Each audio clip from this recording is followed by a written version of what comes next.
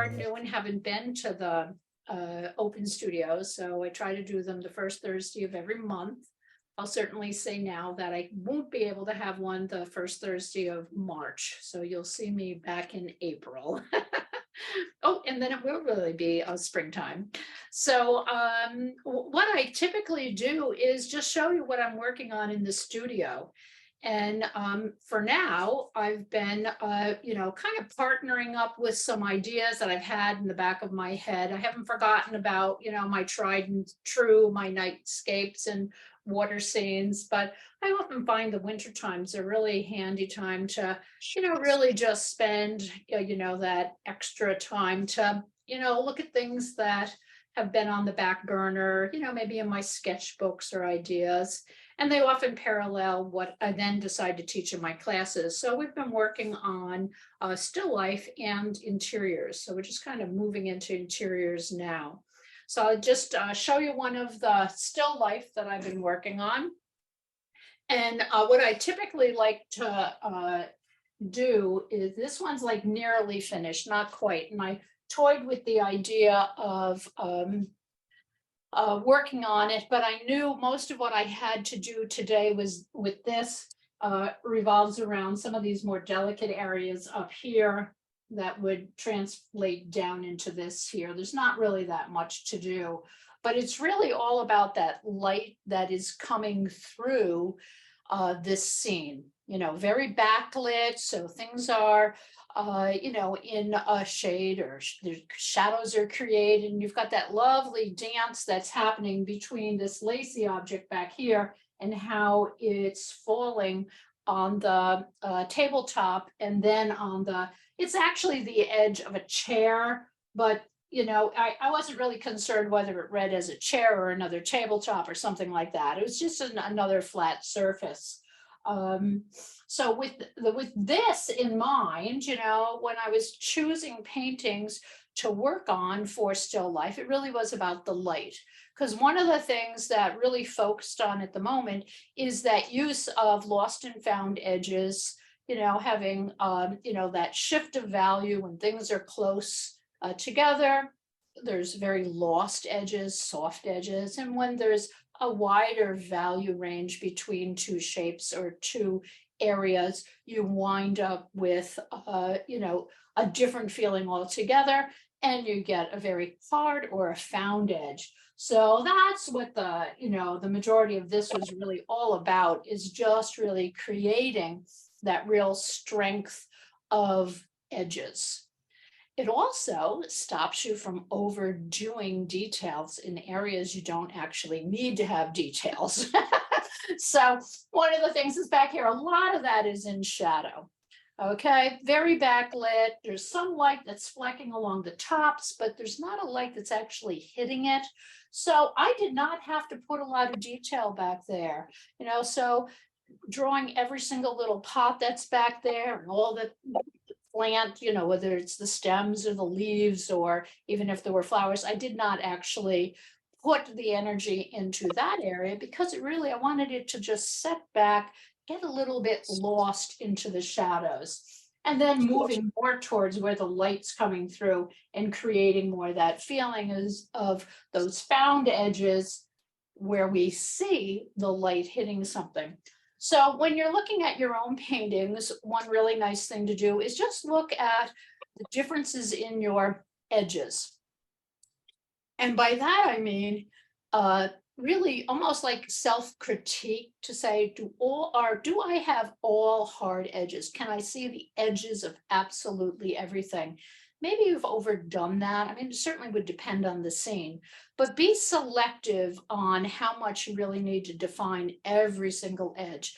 And when I'm talking about defining, I'm not talking about drawing. I'm talking about that, contrast between an edge that is dark, like right here, the edge of the pot, and an edge that is light. That is what I mean by a found edge. Okay, lost edge, we're losing the edge.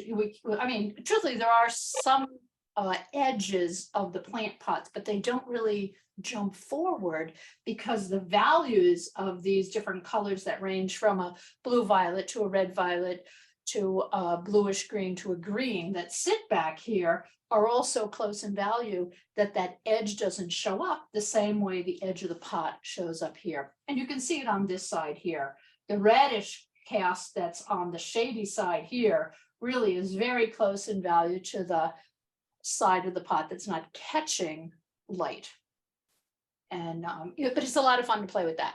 So one of the ways that you can work on that is actually just taking and playing around with making swatches of color. So what I thought I would do is just show you what I've done for this current painting, and I'm doing it on an 11 by 14. And my idea is to actually take and turn this into, I know I say that a lot, and I do actually turn them into larger things. Like the dunes, I did turn something into larger. You saw that last time. So I'm doing 11 by 14, but in my head, I'm also working on these ideas that have to do with texture. I'm teaching a workshop in the end of March for the Central Massachusetts Pastel Society. So I'll be up in Harvard, Mass, teaching a workshop on textures, and I'm bringing in the textures that we can actually create with mediums, but I'll also be doing things with the textures by bringing in materials such as cheesecloth, origami paper, tissue paper, so that that textural component, I'm kind of envisioning it in this here. So I want to do a one that's a little smaller, just a more traditional pastel on Pastelmat paper.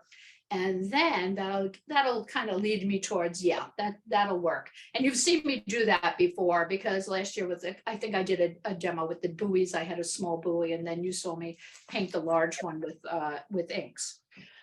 So this is the interior scene. And the interior scene, again, it's looking at that real nice high contrast between an area that's lit or actually projecting light onto something. This is very lit, backlit, a lot of light coming in this beautiful window.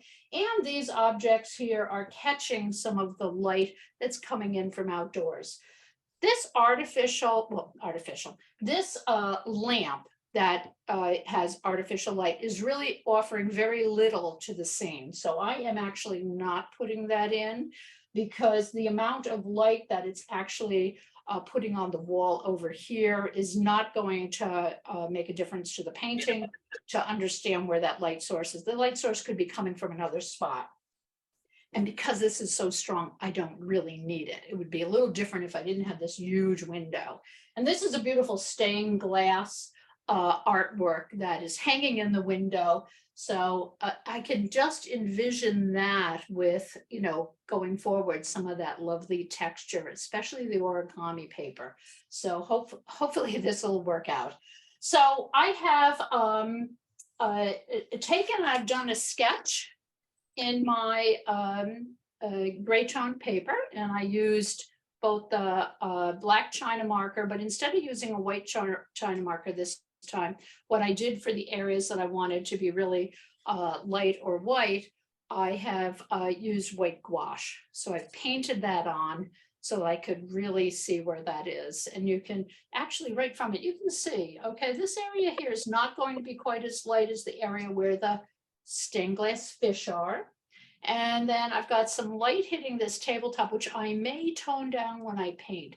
If this winds up jumping too much forward on that round table, what I'll do is I'll just move it away from being the lightest to, a little bit middle light. And then it's really the light that's falling on the two women on the table that are talking, and the things that are on the table. So, okay, but this is a perspective issue.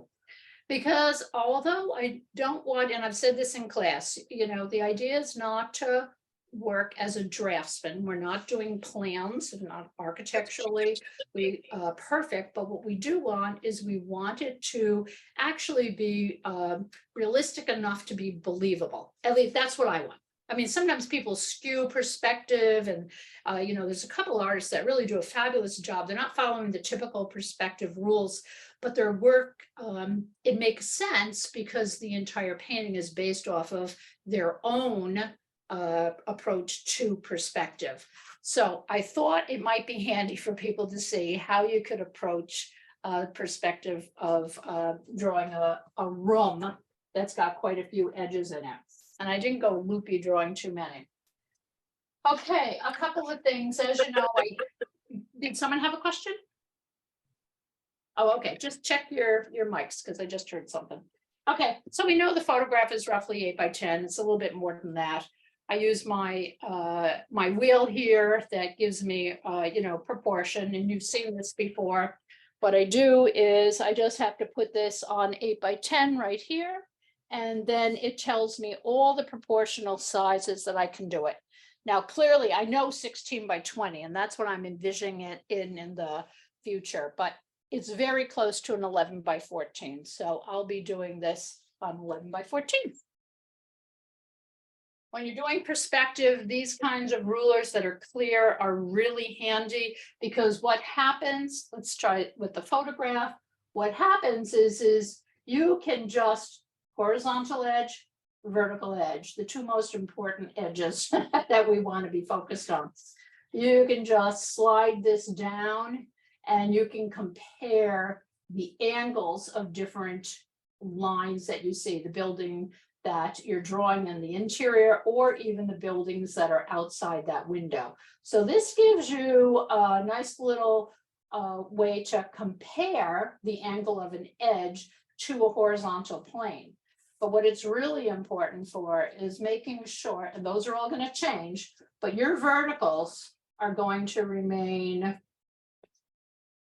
parallel to the edge of the paper. Sometimes photographs will skew, and I nearly did one, that had a lot of skewed edges, but these ladies sitting here talking with that light just really, I don't know, just really captured me. So the first thing you're going to do, that I'm going to do, is I put some white lines on here, because I didn't want to goof up while I was talking with you. Okay, so I used this already. I have a really long one, so I'm going to make sure that I'm out of the way here. Okay, I need to know where my eye view line is. So if I go up and down, I could kind of say, yeah, I could guess that my eye line is right about there. And the reason I would say that is because this line right here is, I'm going to slide this up slowly, is almost exactly in line with my ruler. And because I kept this on a horizontal plane, moving it up on a parallel fashion, your eye line is always where you have an exact 90-degree line angle to the edge of your paper, but also it's parallel from either the bottom of the paper up or the top of the paper down. So right around there is my eye view line, also known as the horizon line. What I decided to do is just shift it slightly below, because what I like, the farther it goes away, I'm not really seeing the top of the shelf, but I can see a little bit of the shelf right here, as if the horizon is just slightly above it. So I'm just going to drop that down. And just so you can see this clearly, I'm going to do it with a large ruler so everybody can see it. Let me throw this in here. This is my eye line, also known as the horizon. I use the term eye line because indoors we don't really see a horizon, but we do naturally see the eye line. So I'm going to come across here. I just want to be a little bit of an angle, so I can see a little bit of the top of that shelf here. And I'm just drawing this with a China marker. Okay, come right across, perfect. Oh, great, you got a little bit of red on that. That's, well, I'm going to be using red underneath it, so that's okay. That's my most important line. And it makes sense. These women are sitting slightly below it. I kind of just put them in slightly there. I then need to add the next most important line, which is the corner of the room. And you probably can't see it very well with this photograph, but let me draw the corner. The corner of the room is right here. But with that dark paneling on the wall, and then the light here, it's just very hard to see it. So that's my next one. And if I look at that, it's falling right over near where these, the women are, but I'm gonna kind of shift it because I want to push them out this way a little bit. They're too close to the edge. I want to give a little bit more space. So the middle of the room, the corner of the room is going to go right here. And please, if I get wrapped up with what I'm doing and I move in front of the camera, can someone just unmute themselves and tell me? Okay, thank you. So there we go. Our eye view corner of the room. Now what I want to do is get this angle right here, and on a drafting, if you're doing it as a draftsman, I'm sure there's angles and you measure it and everything. I'm doing it by eye. So what I'm going to do is I'm going to take this angle right here on about that angle. So I'm seeing that. I'm seeing that. I'm going to come down. Do this white so you can see it here. Okay, that's the vanishing point where it connects, intersects. Break this line there, that line there, they intersect, and that is my vanishing point. You can have multiple vanishing points depending on how many objects you have. I've kept this simple, so I don't have more than one at the moment. But you never have more than one eye view line or horizon. Okay, so now this is what I'm going to do. I'm going to get my other line in. I'm going to go for another vertical here. I'm going to take care of this vertical. Now I spend a lot of time drawing this so I have it accurate, but guess what? When I paint, I don't actually worry about it being as accurate as that. Well, that's a big gap there. I don't know if I want it that big. Let me look at my sketch. Okay, so what I'm going to do, let it come up a little further. I'm going to draw that. I'm going to go to the same dot right there. Everything now, every angle that I draw has to be on that same. So I'm going to go like that. That's the corner of the room. Okay, I'm going to move it up here. I just want a little, I don't want a large area here. So that's much better for me. I like that. Okay, here, I'm going to use that as my inside one now. Okay, perfect. Come over. I want this and that to be about the same. This is my vertical. And if it's not exact, I'm not going to worry about it. I can fix that later when I'm painting. Going to start. There's a lot of details, little lines and edges of, there's a window blind they can pull down. There's the outside trim, the inside trim. I am just keeping this simple. That is not all important. So I am going to go right into that's the dark area. Let me go like this. That's the dark area right here. I'm going to do the outer edge. Again, parallel. I don't want my room to look like it's, although this is an old restaurant slash pub slash breakfast place in Glasgow in Scotland. But it's not tilting at all. It's in very good shape. Some of those old buildings are really hard to draw. Okay, so here's my next lowest corner right in here. And I'm doing this right here. So I'm going to come in, same thing, no matter where I want to start it, it's going to line up right here. And I've got the top right there where I want it to go to. So I'm going to go like that, line it up. Because don't forget, these lines are not all going to be parallel. Okay, they're going to, they look it right now because they're fairly close to one another. But now I'm going to start coming out and I'm going to draw the top of this right here. Okay, get my line.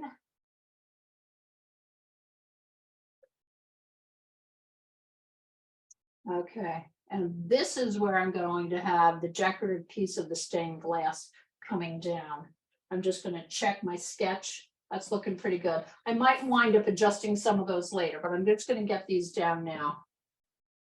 Okay, now, because I'm on an angle, this, even though if I stood in front of this window, this pane of glass and that pane of glass are probably the same. I'm standing on an angle, so this one that's farther away is going to be appear as if it's not as wide as this one. So I'm going to make sure, there's the middle, I'm going to make sure that I go slightly to the right of that. Now in parallel again. And I'm going to come straight down, and this is where I'm going to do that lovely design. And I'm just going to put that up there. It's going to be wider on this side here. It's going to be narrower on this side. There's my other dark area. Perfect. And then I've got a little thin one here. Not going to draw that. I'm going to paint that. No big deal. And then this, just going to give it a little bit of a width. Now, the real fun part of this when I was doing the sketch was the angles of the fish. Fish are going to follow that same pattern. Okay, I want them to really feel like they are swimming down towards this angle. So I have this, I might exaggerate a little bit. So I'm going to just, they're going off the paper. So let's see, they probably go up here. And we're just going to draw this white so you can see it. And I want the fish to take up this much space right here. Okay, so that they're going to start right here. They're going to go up to here. And this part's important because I'm not having the fish end here. They've gone off the paper. So, and I'm avoiding the corner here. So this works out good. This just reminds me, and let me color that in so you can see it. This just reminds me that my fish actually are going on an even greater angle here. So there we go. And the fish are on the window, so they follow the same vanishing point. If you had something that actually was standing out from the window, or had more three-dimensional volume, I'm trying to think of what that would be, you may not have the same one, but okay, so I'm going to go to the top of that. I'm going right off the paper. I'm going to go to this little guy there. Okay, going to drop it a little bit. I'm going to go to that corner right there. Had it too high. Okay, so my fish going to come down. Okay, bottom of the fish. Oh, I'm not going to get much of an angle there. So I am going to make this thing a little bit bigger. And I'm going to drop my fish down to about here. Same thing, that's the bottom now, which is this right here. I just made it a little longer because I'm looking for something that really fills this top space, maybe a little more than it is in the photograph. And let me do that. Okay, so now I know my fish are going to fit. Can everyone see those lines all right, or do I need to make them darker? We doing okay? They're a little light. A little light? Okay. Yeah. Well, you know what? I'm gonna be putting red on them in a few minutes, so you'll be able to see them even more, okay? Let me just go over this a little. I found that these China markers, they do not resist the pastel.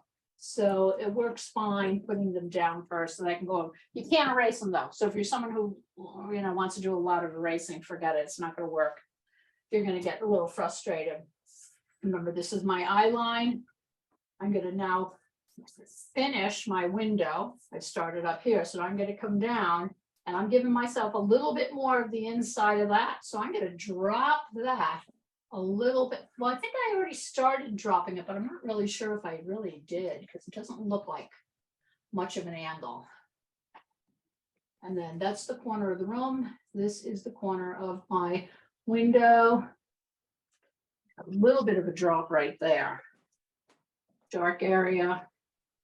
I just go like this. I'm going to get the red on. Okay, that's this. This is going to go right there. Got that. I'm going to have all my fish that are going to go in here, and they can drop below it. I'm just going to put that on very lightly, and I'm going to have them end somewhere right around here. You're going to be able to see that in just a second. So now I have a believable corner. Look at the amount of light that's coming in. That's fabulous. Okay, let's get a couple of just of the plants that are here. Don't really know if I'm going to put the pumpkins. We were there in October, hence the pumpkins. So this guy I'm going to have go a little taller. They can follow the same rule, which I should have been doing. So this guy I'm going to have him go up a little bit higher. And they're going to go a little bit lower as they go over. I'll probably drop that down here. Up. So this is following. If I do this, this is saying they're all the same size, and plants may not all be the same size, but just as a guide, I'm just going to show you. Okay, this plant here is closer to us. It's going to be taller. That one's farther away. It's going to be smaller. I'm going to kick that part off and I'm going to just do it right there. And I'm going to cover up a little bit of that corner so that's draping down. Okay, there's paneling on here that you can't see. This is all about, okay, so this is all my found edge. These are all my found edges. I can see all of these edges really clearly because I've got dark against light, dark against light, dark against light, dark against light. I can see all those, dark against light, great. This one's going to go a little bit. This one over here, this corner, it's coming down. Remember, it's not going to be straight. They're straight. But because I'm standing on this side, this angle here is not going to be as great as that one.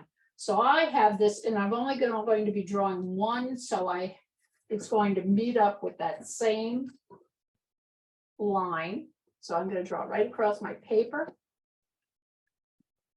And I need this much space because I'm doing an 11 by 14. If I wasn't doing an 11 by 14, I would not need, okay, and I don't want as much of an angle. So here we go. We're gonna go up. There's my corner. So we're gonna go right there. Okay. There we go. So it's got a bit of an angle, but not as much as these guys all over here. There. I can readily see, because I want that to actually feel like it's a corner of the room, even though it's going to be a lot of lost edges. Okay, so now I have to come in here. Okay, I have a couple of lines. This side, this is my, remember this was my important vertical. That's the corner right here. That's the corner. Okay, anything on this side is going to go to finishing point on the opposite side. So anything on the left of your vertical goes to the right. Anything on the right side of that important vertical corner of the room goes to the left side. Same thing happens when you draw a building. You're just drawing the lines differently because you're outside instead of outside looking at a building instead of inside looking at the corners of the building. Okay, so let's get a few of these here. We'll put a couple up at the top. Just there's my corner, so they're going to stop there. And again, this is not going to be super descriptive in the painting. But what I do need to know is, there we go, it's right here. Okay. So I'm going to get the edge of the, there we go, the edge of the table right here. Draw that here. I feel like she might, these guys might need, I don't know if I need to make them a little bit bigger. Got them really light, but let me just draw them in a little bit more so you can see them. I'm just blocking them in, not doing a lot of detail. These lovely chairs here too.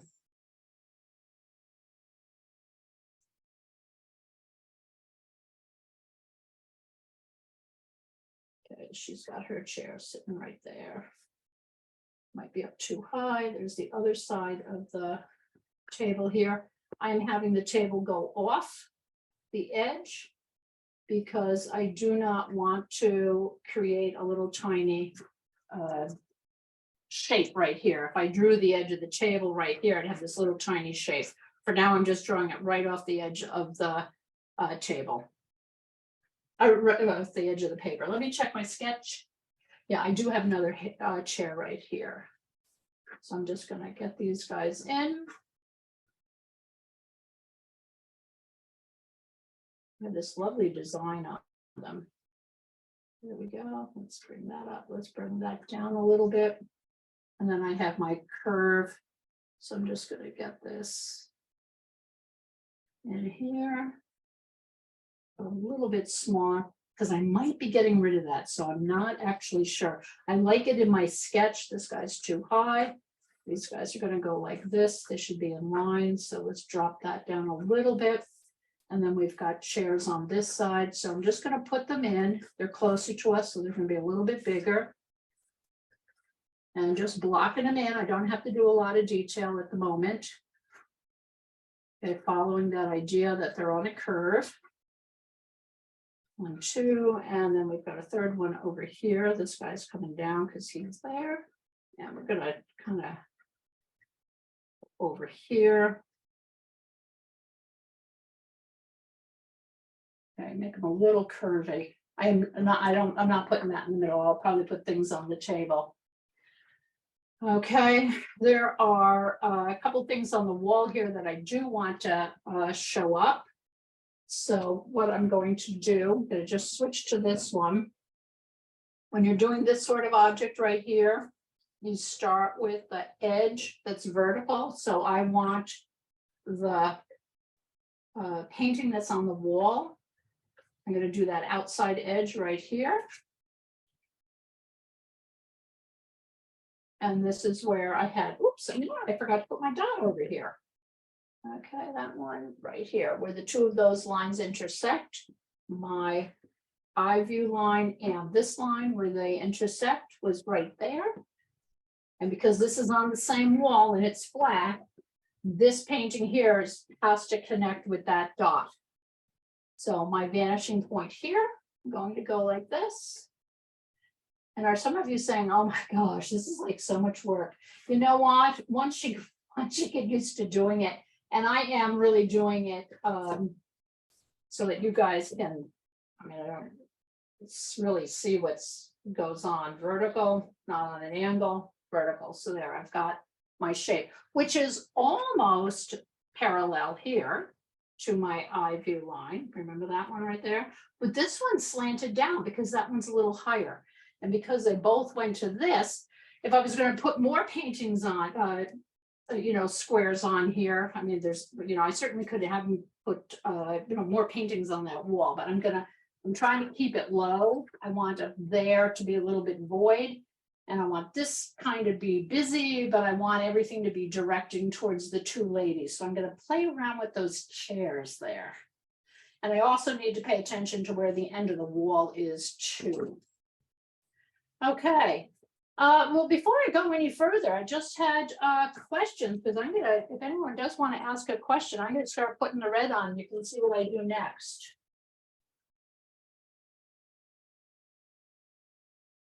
Okay. All right, I am, let's see. I'm going to use a red, and I think I will use, I'm going to use a burgundy color. So let's set up my test swatch paper. What did I do with that? Oh, here it is. Okay, so here's my test swatch. Let me put it here, then I can see it. Okay. Okay, I'm keeping both of these guys warm. I have this dark burgundy. Betsy, I have a question. What is the board underneath where you're drawing? What is it, foam board? It is. It's just a really large piece of black foam core. And I like it because it's really easy to, push the tacks on. I like having like a little bit of a soft surface underneath. I did have gator board underneath, but the problem with the gator board, it was really hard getting the tacks in. And it's much sturdier which is great for certain things, but it didn't suit me, and it drove me nutty. Trying Thank you. Okay, so I'm just gonna get in. And I am going to go over anything at all. I'm gonna go around, I'm gonna give a little bit of room for my two women that are sitting there. Do you use different soft and hard pastels for underpaintings? Yes, I do. This is a soft one, but you'll notice I'm putting it on pretty lightly. So Yeah. you can, because when I add the alcohol to it, I will be able to see the excuse me, I guess I can't talk and do this at the same time. The soft pastel actually goes very far. So I don't want to put it on heavy at all. Now see this? I can just follow those lines I already have. Yeah. Okay, so that's going to show up. Looks, and I didn't get that quite that angle right. And these guys here are down in the corner, so I'm just going to fill them in a little bit there. So a lot of the darks, there's dark right in here, there's dark around here. So now my shapes, in a sense, I'm really making a no tan. So I have, whoops, that was the chair. Okay, well, that's all right. That'll work out. Edge here, darkness there, and then I've got some dark over here. And these guys, I'm just gonna come down. This is not dark. This I'd already just gonna come in. And this has got a little bit of warmth to it, but it's still dark. It'll push it away. Filling that in. Okay, I might get a little bit loopy line there. I'm not going to worry about it. Okay, little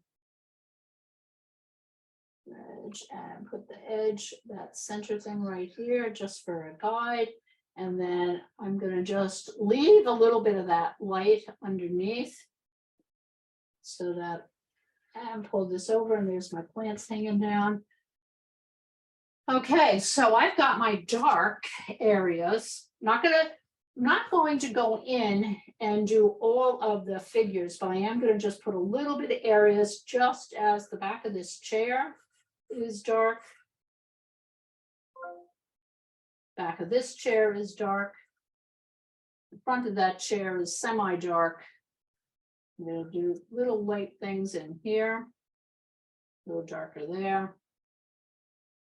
Okay, this is some sort of ventilation system. I don't put stuff like that in. I'm gonna leave that out. Okay, and because this is a corner of a room, what I'm going to do, this corner might potentially be getting more light because it's opposite, or it's perpendicular to the window.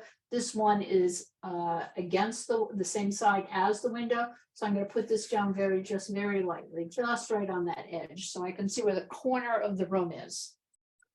Okay. I've got a hard pastel now that's warm. Let me just check this color out. Let me double check it again on the side. I love the way this one looks underneath light. I've got light coming in right here. I've got light on her, light on the side there, light on the side of her face. Notice it's just streaks. I'm not going to get caught up in light. Let's see, there's little bits of light on top here. That's an embellishment. I'm just going to get a little bit down here, go around the table. I can always remember this is the area I wasn't so sure. Okay, light. Okay, this is kind of light, but I'm going to leave that, and then outside. Oh, right. I've got the outside windows to do. Okay, watch this. That's outside the window. Okay. Betsy, Yeah. what color is the hard pastel? Well, the hard pastel I think this is Carnival. Oh, this is Rouge Carnival, new pastel. And before they stopped, if someone had told me, it was probably going on maybe a year ago, that they weren't going to sell individual sticks anymore. I don't know if that's actually wound up being true, but I made sure, and there are 3 different colors that I like a lot of their red, and I do a lot of the drawing in red. So I bought, a dozen of each of them. So What brand is it? nice little supply. What brand is it? It's New Pastel. Okay, this line out here, okay, because this is a street scene and these buildings are the same distance apart, I'm going to use that same line. It may not actually always exist depending on what kind of road you're on. If they're actually following a curve of a road, or they're sitting at a different angle, but these 2 are on the same angle. So the line outside is going to go, I want to drop it. It's going to go to that same vanishing point right here. I'm going to drop it a little bit more because I don't want a tangent to appear when I draw this other. I'm going to put this down a little lighter. There's the edge of the building. And again, it's got to be vertical. All these little things that are on there are going to be just the impression, just the light, what word am I trying to think of? Not impression, suggestion. I'm not putting all the details back there. It's outside, it's on the other side of the road. And drop that up a little bit. And just make sure that my verticals stay vertical, and any line that I put that technically was horizontal, if you're standing in front of it, goes over here. And then this building, I'm actually seeing the edge of a roof. So I'm just going to come down. I don't want that to interfere with this, but I want to get the background on. So I think what I'm going to do, I'm going to move it a little bit this way. Okay, it's going to go on an angle there. I'm not going to do all that measuring here. And the other angle is going to go like that. And then the edge of the roof is going to go here. Perfect. So it's falling below the, and I'm gonna have to work on that. There's another way you do that. You have your 2 parallels, you crisscross them, and where that middle is, that's the apex of the building. So that's what I have to do over here. I have to figure out the apex of the building before I do that. But it's just, that's like a detail. I'm not doing details right now. So I will just be filling this in. And I've got this lovely light that's outside. So I'm going to come in, and then I'm going to add that around the building. And I feel like I am going to, there we go. I'm going to put it in very lightly in here again. I might come in with this with something that's a little bit on the orange side too. I'm going to drop that down just a little bit because I would like, I can get that angle. And then the roof there. Yeah, the roof is lining up again with the, so we're going to go like that. Okay, I'm leaving this the color of the paper. I'm leaving that the color. Oh, no, this I'll put here. And you know what I'm going to do? I am going to get something that's got a little bit more warmth to it. And I'm thinking something that's along the line of a peach. Let's check this. I want the peach in there. Let's just put it, let's see what that's going to be like there. I think I do like that peach.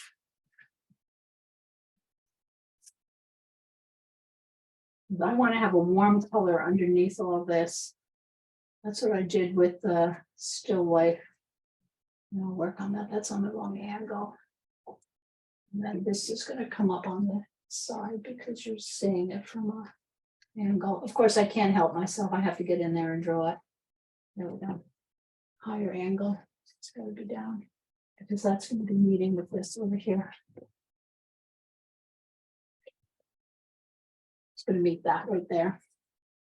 There we go. Okay, leave it. I'll come back to that later. Okay. Top of the roof, right here.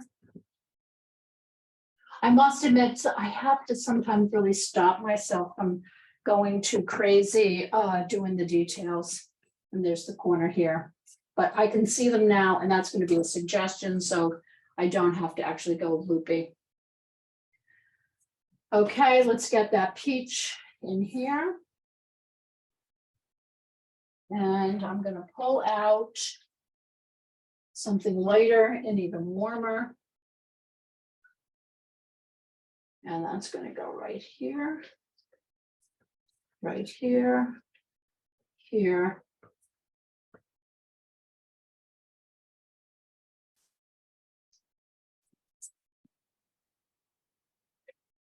And right through there.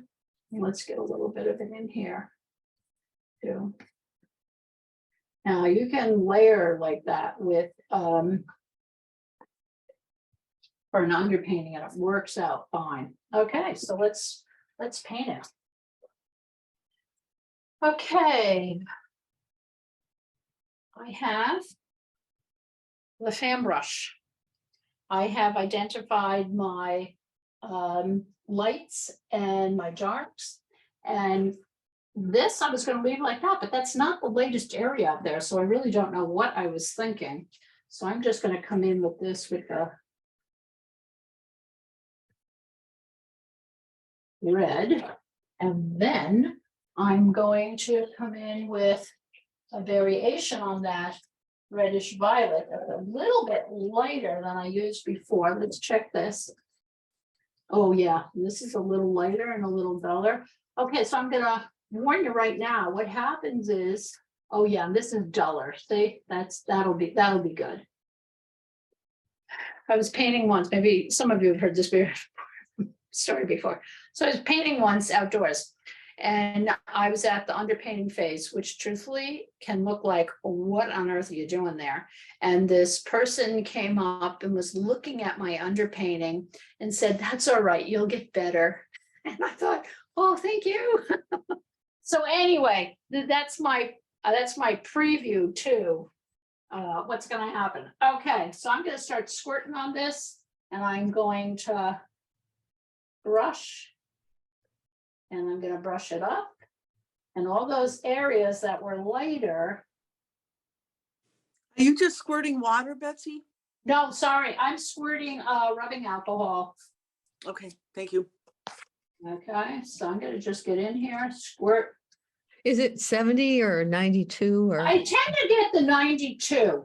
Yeah, You know, I mean, supposedly it dries quicker, but I'll be quite honest. I don't think it's negligible. yeah. I suppose if you were in a major rush, it might, but Is this how you always do it? This is such a great technique for well, that. you know what? Is I start paintings in a variety of ways. Yeah, So I can't say always, but I would say it is probably one of the top ways that I do start.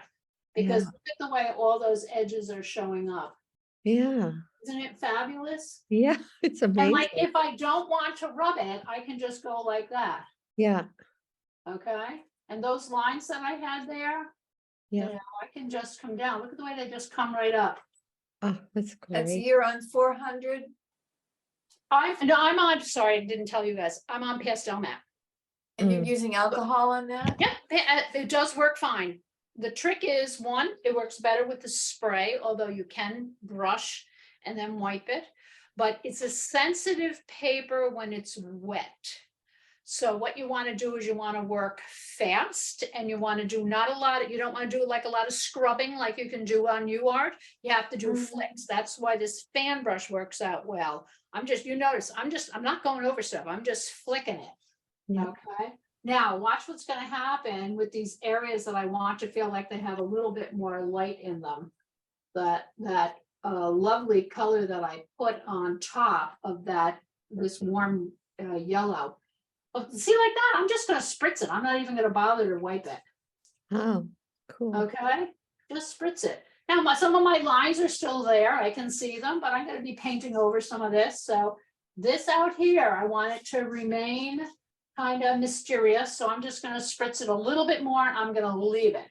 If you don't like drips, I mean, it depends on what surface you're working on. Like if you're working on UArt or something, it's going to react a little different than the way Pastelmat does. Pastelmat tends to soak it up. UArt, oh, I'm just gonna spritz it. Betsy, what is UR? UArt is one of the sanded pastel boards. It's the pastel papers. Well, they also sell it on boards where they've mounted it on a mat board or something similar. So these are all sanded paper, Pastelmat, UArt, Art Spectrum, Lux. That's just to name a few. And if you work on, they tend to be on more of a card instead of paper. So you can add liquids and you don't wind up with any buckling or rolling. UArt I find does tend to roll a little bit when it gets wet, but it flattens out fine after it's dry. You just, put some weights on it, it works out fine. Pastelmat tends to not buckle, but I must admit, if I go much higher than a 12 by 16, well, actually, if I do anything larger than a 12 by 16, it's usually either mounted or I'm using a different surface because that And how are you mounting it on the surface, the foam board thing? I would mount it on first. And truthfully, I tend to buy it ready mounted, but there are products that you can buy. One of them is, a piece of this stuff that actually has the mounting adhesive on it, and you just, it's kind of like the old contact paper. Okay, It's just on a board and you just peel off the top surface. The whole thing now is sticky. And then you put your paper on it. The larger that gets, I think the trickier it is to make sure it lines up. So typically I tell people if you're going to mount your own, cut the paper a little bigger than the size board. And then that way you can lie the board right on top of clearly on the back of the paper. And anything that is over, you can just slice off. That's easier. But you can buy them. I mean, clearly they charge you more for it, but I don't know. At this point, I think it's actually worth it. So yeah, so I've got this now. It'll just dry. And I can see where my areas that are light are because they're all that either peachy or that combination of yellow. This guy stayed muted back there. He's outside, so I want him to be muted. My dark areas look dark, and hopefully it resembles, hopefully it does somewhat resemble the does. sketch. Considering I made this side a little darker in my sketch, I realized, but I can make it darker. The beauty of doing an underpainting like this, and then spritzing it, or any kind of underpainting, you can do it with watercolor, gouache, thin acrylic, oil washes, any of those will work, is that if, let's say, I did decide I wanted that to be darker, and typically they say, pastel, you go dark to light. Well, because it's an underpainting, it is easier to put a darker color on top because you don't get that same sort of muddy appearance, because your first layer is really almost stains. It stains the surface. So even if I was going to try to wash this off, I would have a ghost image of what I just did, which is also handy. Betsy, Do you like it? Now I can start all over. I like it though. Could you explain your choice of colors for your underpainting, please? Yes, I tend to like underpaintings that are warm. So even if I use blues, I tend to go for like a blue green, a blue violet, because there's a hint of warmth in them. This painting, the photograph or the reference that I'm using really could wind up getting kind of dank and dark, because of all that dark wood in there. And I do want it to feel like there's a little bit of life and warmth, because it was a inviting place as opposed to something that's, cool. Let's say if I was doing an interior, one of the other photographs I was going to use was an interior and it was a stone wall. Okay, stone to me, has the feeling of being cooler, getting away with using a blue gray, Mars violet. Mars violet really cool? I'm not actually sure now that I use that as an example. but this is wood. Wood I feel is warm. So that's why I went with warm. And I do like the color. And I like having colors that have like a little bit of life to them as the underpainting, because I'm going to be going over them with a variety of colors that are warm and cool, vivid and dull. But I've already laid it out. I know those are definitely going to be dull because they're outside the window. So that's it. So there's all different ways that you can do underpainting. You use complementary colors, analogous colors. You could use local colors. So if it was the, let's say, wood that is like a cherry wood, I could use a color that's like that. If the wall was actually yellow, I could use yellow. So you can do your underpainting a variety of ways. But mine's usually warm. Okay, thank you. Yep. Any other questions? I'd love to see the finished product when you're all Yeah, done. Yes. same. It Well, looks- that's always one of the pressure points when I do, when I started painting in an open studio, I always feel like, well, you really do have to finish that. So yes, but can't you picture this with all this, that lovely tech, the paintings I do with texture and, acrylic inks and all that. So I'm this is like the dry run, which I like doing the dry runs, I never feel like, it's a waste of time. I learned something from them. And, I don't do a lot of figures, so I must admit the figures are the part that is going to give me a little bit more challenge. But again, I'm just going to focus in on the basic shapes. I'm not trying to do a portrait of somebody. I just want it to be believable shapes. Where is it in shadow? Where is the light hitting it, including their faces? So that'll be the focus of that. Betsy, I hope that I don't want to steer the topic, but I did check and there is a Daniel Smith transparent watercolor ground. Oh, okay. And then There you it came go. back to me when I watercolors, people would spray this on all sorts of things, soda cans and stuff, and then be able to do watercolor. But there is a question and answer thing on how you can use it to repair a watercolor Oh, painting. great. So Daniel Smith, What is it? watercolor, transparent watercolor ground. Oh, thank you. You're welcome. By Daniel Smith. Correct. They sell it at Amazon. They sell it at, whatever, Dick Blick. Okay. I'll check it out. Okay, very good. Super. Thank you, Ann. Okay, any other questions, comments? So I'll keep you posted. Usually what I do, if you're new to my newsletter, I do take photographs, so it will appear in one of my upcoming newsletters when I've got it finished. Oh, good. Okay. Yep, looks Well, great. thank you, everybody. It was Thank you, wonderful Thank you, having you here. Betsy. I'm new to this tonight and I'm what should I pay you? No, I do these for free. They're just Oh my just an gosh. hour, and thank you very much for asking. Wonderful. They're just an hour, and it's I started it in COVID as just a way to keep in touch with people, and That's great. Yeah, that's it. Yes. thank you. Well, All right. super, everyone. Thank you. Thank you, Thanks so Betsy. Thank so you much. so Very much. much. Great seeing you. Okay. Bye. Bye. Thank you.